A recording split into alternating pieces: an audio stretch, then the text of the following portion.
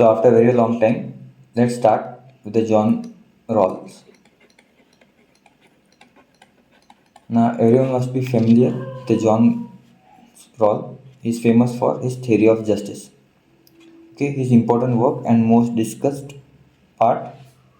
So he has written 4 books, and after every book, his theory of justice got more refined. The first one is theory of justice.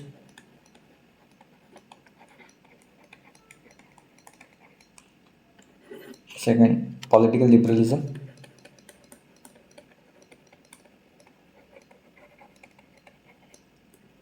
Third, law of people, came in 1999. And fourth, justice as fairness, came in 2001. So after every book, his theory got more refined. So talking about the John Rawls is an American moral political philosopher. He belongs to the liberal tradition. He belongs from liberal tradition. Then he was a recipient of Shaw Prize for what his logic and philosophy, and he is also known for revival of political science because in that period the political science was encroached by science, and its most discussed part, that is normative issue, are neglected. So with his Rawls theory of justice, normative issues are again brought to the political philosophy. So he is considered as a person who has revived the political science and brought the normative issues to the table again. So before talking about his theory of justice, let's understand what is justice. See, justice is very important aim of the state, and Plato was the first to construct the just state. His Republic, he has a subtitle of concerning justice. Okay. So as we know, the justice is very dynamic concept. What does dynamic means? Now see, dynamic, it means that it changes with the time, values, and societal perspective. Right? For example, caste system in India was considered just in ancient India, but now it is inhuman. So what was considered a just in the past may be seen as unjust today, and it can be vice versa also. Now, what are the different perspectives on justice? So first is an egalitarian view who says justice is central. So first is an egalitarian view who says a justice is concerned on equality, where all individuals are treated the same. So, but should there be affirmative action or not? Is a point of discussion now. Here, a libertarian view. For them, liberty is the highest value and justice ensures individual freedom. Then there is a divine view, just little bit religious. He said the justice is the execution of God's will or divine law. Fourth, you can call it a famous or infamous utilitarian view,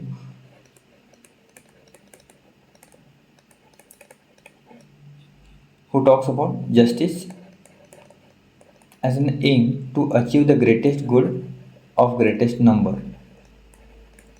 Okay, and again there is a duty based also who says fulfilling one duty is a justice. And if you remember, the Plato was also talking about fulfilling a duty, and in Indian system also following one's dharma is a justice.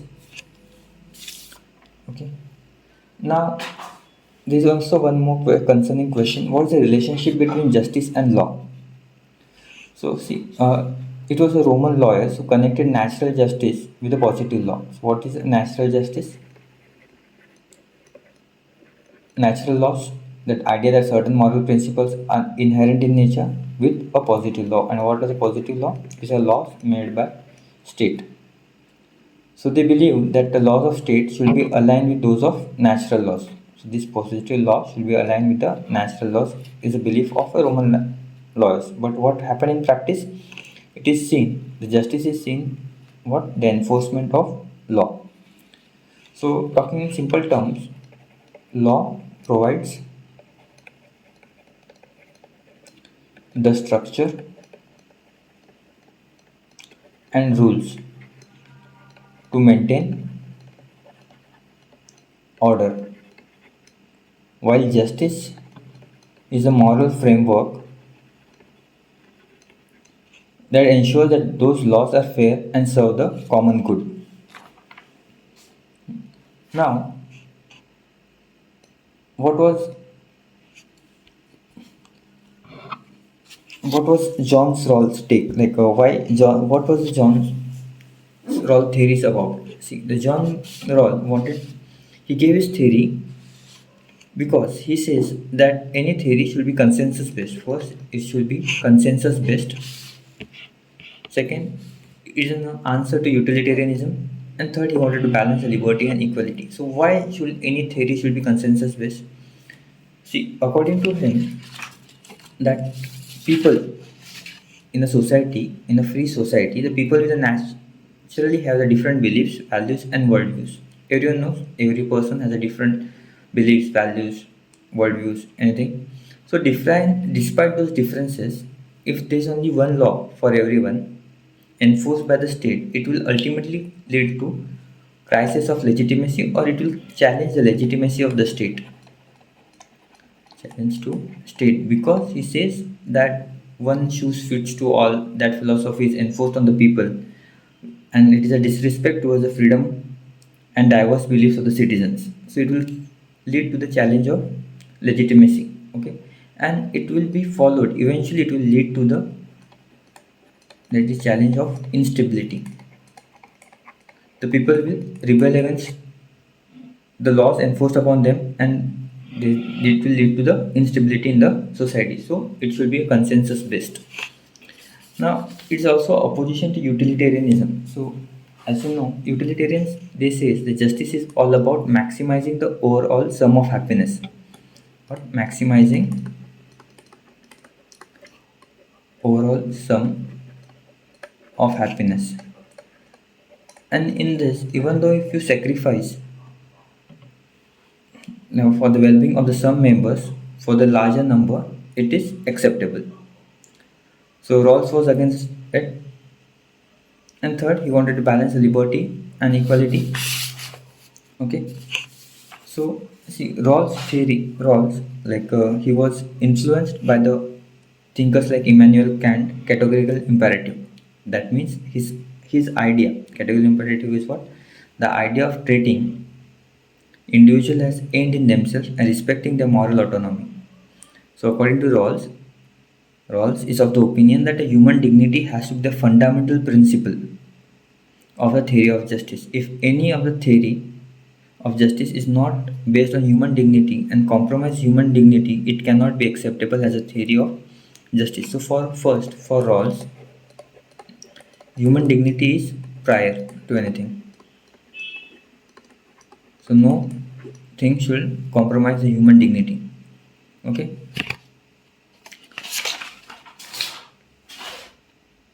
Second, he was influenced by the thinkers like Locke, Hobbes, Rousseau about the social contract. What? Here again, Rawls is of the opinion that social contract represent what? It represents a choice. It is not enforced on the people. It is a people's choice to accept the agreement. And social contract, it is a rational choice made by people to follow the contract. To make his theory, Rawls, to make his theory more logical and acceptable, he talks about the first will of ignorance,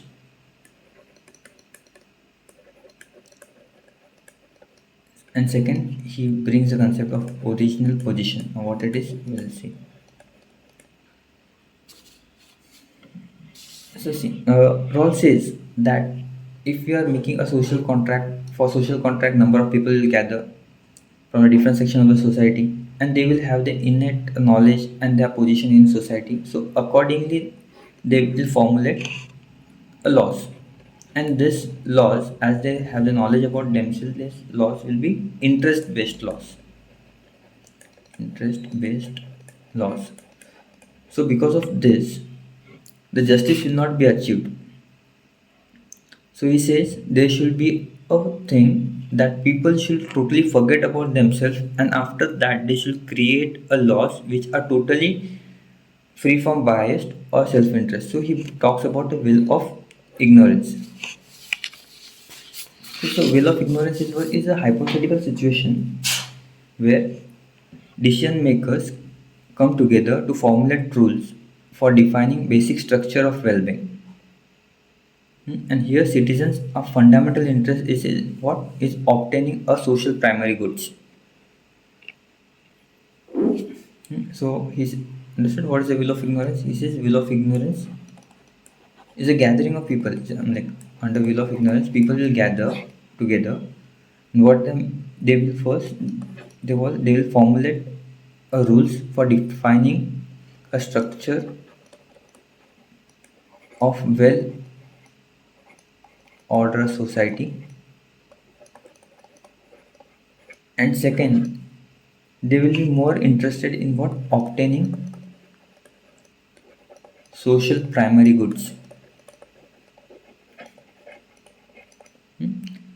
Now, see, under the will of ignorance, people will be in original position. Now, what is an original position is? Original position is a natural state.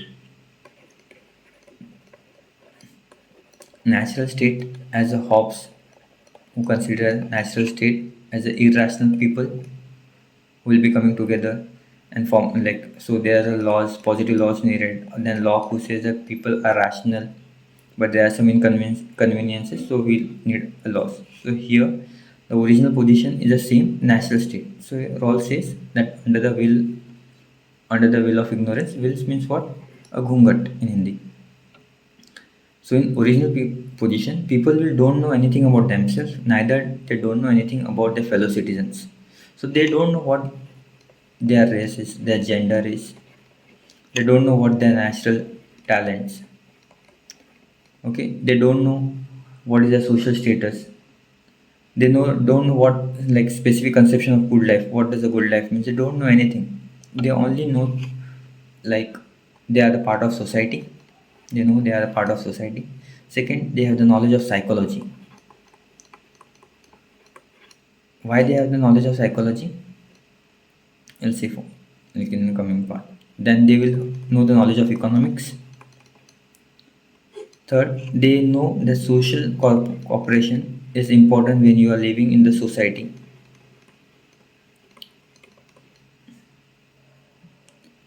Okay, and after that, they also know that people have the diverse goods, like there are diverse goods and needs.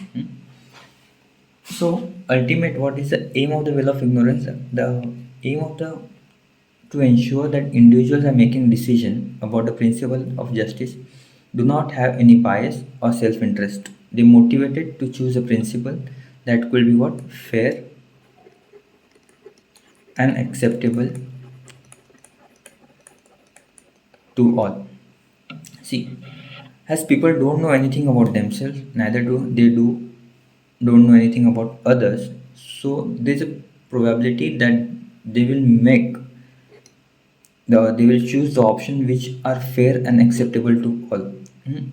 Okay, and that and every decision will be made by using the principle what he calls as a maximum principle. Now what is maximum principle?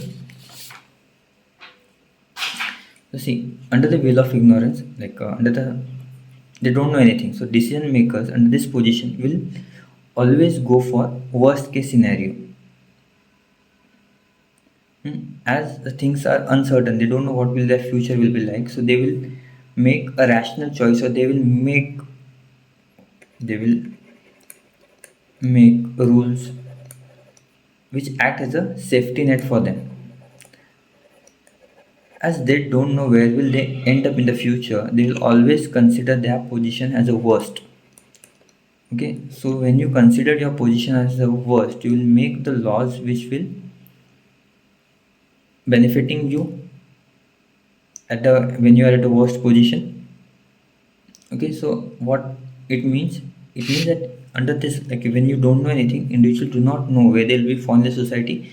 They don't know where you will be in the what will be your position in society, at which group will belong to. Will you belong to the well developed, or will you will be at the least developed? You don't know anything. So we'll always consider that you will belong in the list of least developed people.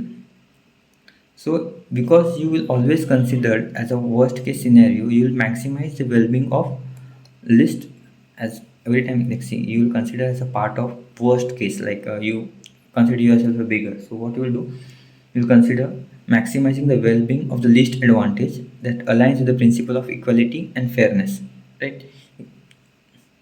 And because of that, there will be, he says, there will be no one left in extreme poverty of deprivation. For example, see, if there are two scenarios. In one scenario, you will be that a well developed group earns the $90,000, like 90,000, while the least will 20,000, right? And in second scenario, well advantaged groups 70,000, and least advantage will consider on 30,000.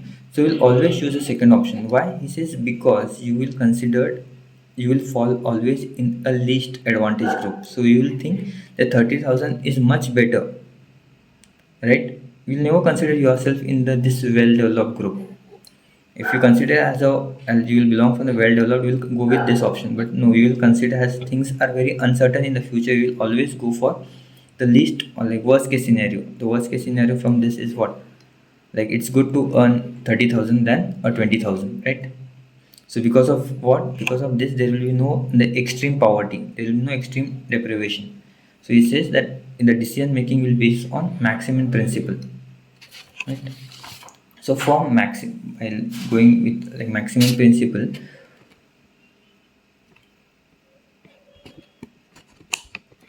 you will formulate two principles of justice. First, you will give the importance to the principle of equal basic liberties. And what does principle of equal basic liberties ensure? This ensures that everyone enjoy same set of fundamental rights, similar liberties like freedom of speech, freedom of thought, political liberties, freedom of association, hmm, equal rights to those most extensive set of basic liberties. Now he says after that there will be a difference principle. Second one is a difference principle and fair equality of opportunity.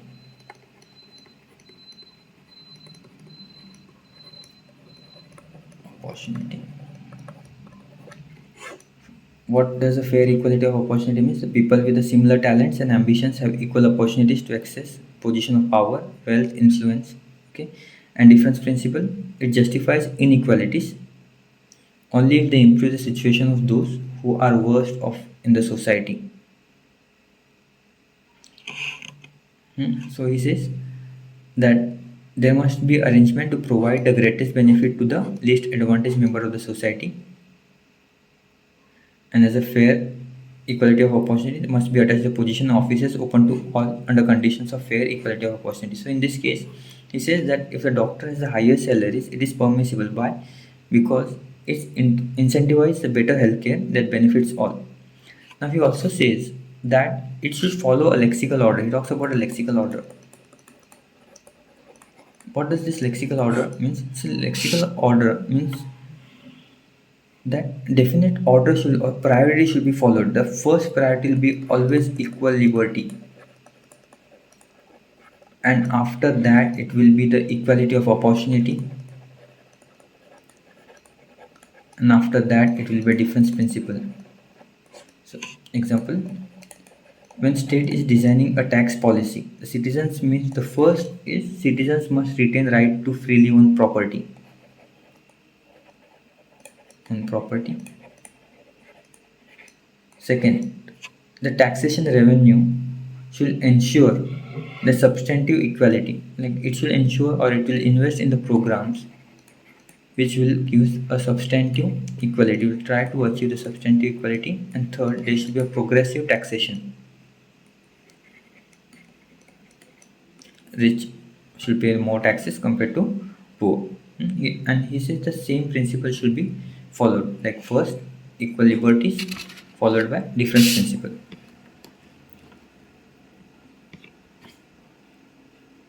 As we've seen, lexical priority, the first principle concerning basic liberties take precedence over second principle.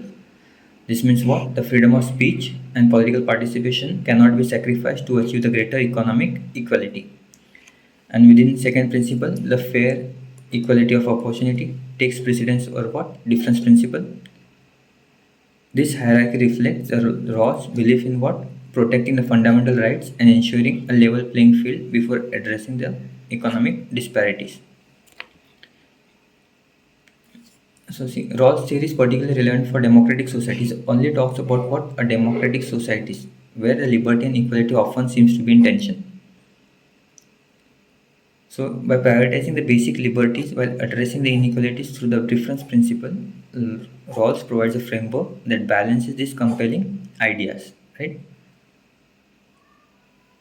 So, because of this, the society can coexist harmoniously, respecting each other's freedoms while addressing a systematic injustice. Just remember one thing: it talks about only for a democratic society. Hmm? And after that we'll see, like, he talks about the overlapping consensus and stability. What does overlapping consensus means? He says that his theory is applicable only at political domain. Like, what are you doing at a personal domain doesn't matter. Like, what beliefs do you have, what religion do you follow, it doesn't matter. But when it comes to the political domain, his theory is applicable to solve any conflict. Okay, that's it. Thank you. Criticism, like the thinkers who has criticized John's role will be in second part. If we got good response here, do comment so we can improve. That's it. Thank you.